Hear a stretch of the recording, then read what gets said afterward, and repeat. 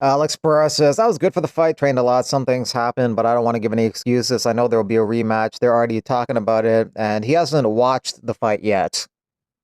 Arman Tsarukyan wants a top 5 opponent next, like Charles Oliveira or Justin Gaethje, with Poirier maybe fighting Holloway and Topuria maybe fighting Makhachev. It probably will either be Oliveira or Gaethje.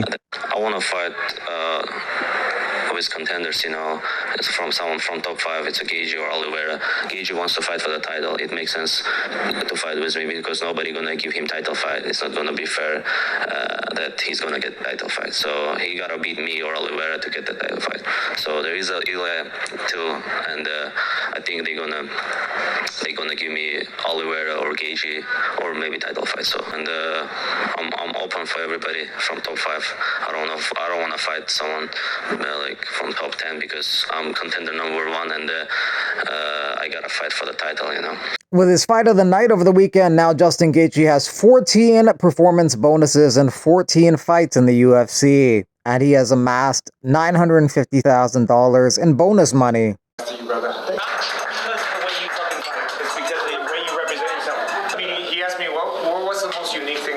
And the most unique thing about you is I've had 26 world champions. You have not changed a bit. You have not changed from the day I fucking met you. You still take pictures with the fans. You give them your freaking time. You do it for the fucking people. You do it for your family.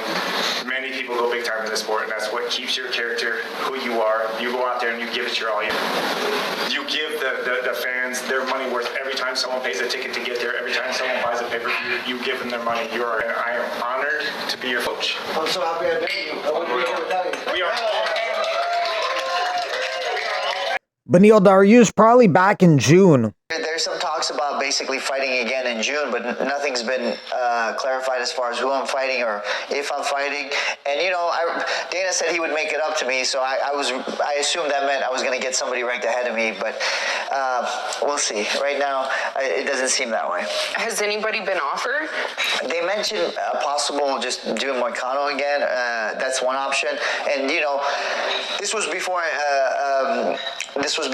Dan Hooker got hurt. But now, if you think about it, I think the Dan Hooker fight makes a lot of sense.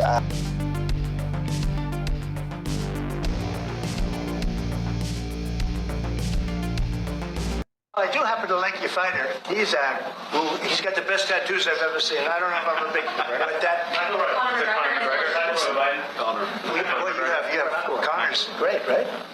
Talking about Conor, but you have a lot of great Irish fighters actually. They're great fighters. I don't know what that is, but Ireland's always had a lot of good fighters. You know why? Because they're tough people. They're smart people and they're passionate people, and they really have been over the years. So many. I think your father was a great fighter, right? He was. You're Wow. Yeah, look at you. You're so smooth. a very good defensive boxer. He was a really good. He was a good boxer, yeah. He fought for Ireland, boxed for Ireland, and Yeah. fought some very good guys. Genetically, I'm not going to mess around.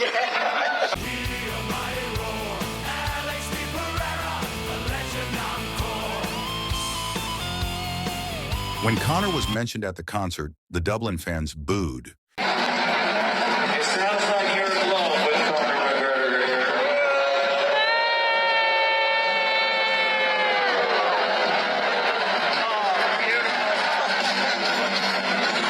And I'll be straight with you. From what I heard, he's actually out there right now.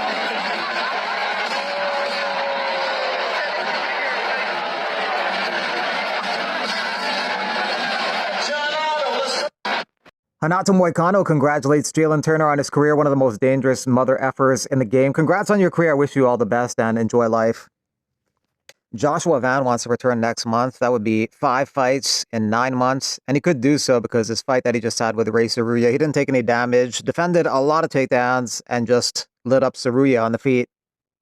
The longer you fight in mixed martial arts or boxing, whatever it may be, you're eventually going to lose. Well, it's the case with Jon Jones. Well, he did lose. He lost Matt Hamill. Yeah, No. Yeah, he fucking lost. He broke the rules. I'm going to go ahead and go with Toretto. Whether you win by a second or 5 miles, winning is winning. That's what goes around, right? Like, has Jon Jones ever got, finished or whatnot? No, he has not, right? But he did get disqualified, which led to a loss. And so he has lost before. But, it's you think...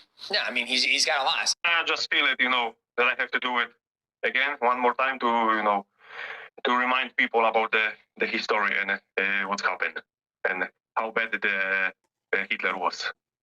He can, I invite him if he won't come to Poland, and I can show him everything. If you want, we'll see. I hope so. He will understand.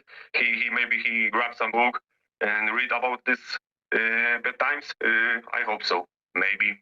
If he don't understand, maybe different people understand, and they check what's happened, what was.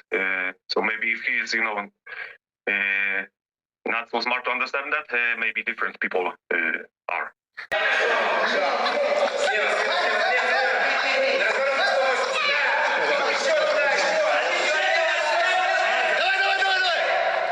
Here's how you build a business, right?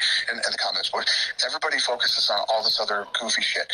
Number one is go out and find the best up-and-coming talent that you can find. Number two, put on the best fights that you can possibly put on. From the first fight of the night to the last fight of the night. Make sure that the live in-house production is off the charts, right? And that everybody who shows up has a good experience. And the people that are watching it at home have to have that same experience too. On television. And then the other thing that I do is I sell holy shit moments. Okay? That's what I do for a living. Now, I have to have 3 or 4 holy shit moments a night to make the people that paid for tickets and people that watch it on TV to feel like they got their money's worth. We have gotten the UFC brand to a place where I'll say I'm coming to a town, tickets will sell out before I even announce the main event. Why would you align with a guy like Dana White, who has such a bad reputation for being a pig with the way he pays fighters? But I remember also when I sparred Conor McGregor, I remember getting out of the ring and going to get a drink of water at the counter where they have in the UFCPI, where I was getting something to drink because I just did 12 rounds of sparring, and I was just on my own. Again, and he went out of his way to come up to me and kiss my ass. You know what I mean? He went out of his way to, that was amazing work, and so on and so forth, only to then a couple of weeks later start with the lies and all this other stuff. So this is a very deceptive person, even in my experience. He's a very deceptive and dishonest person as far as financials are concerned, with the way he's treated fighters in the past. Yes, the UFC has gotten to a big position because you lock in fighters. You don't have this option in boxing. You can't lock in fighters to contracts and then you're the only game in town. This individual says, Willie Fisterbottom? Hey, Cobber. Oh, boy. Question for the boys in the back. Would have been... Oh, man. Got him.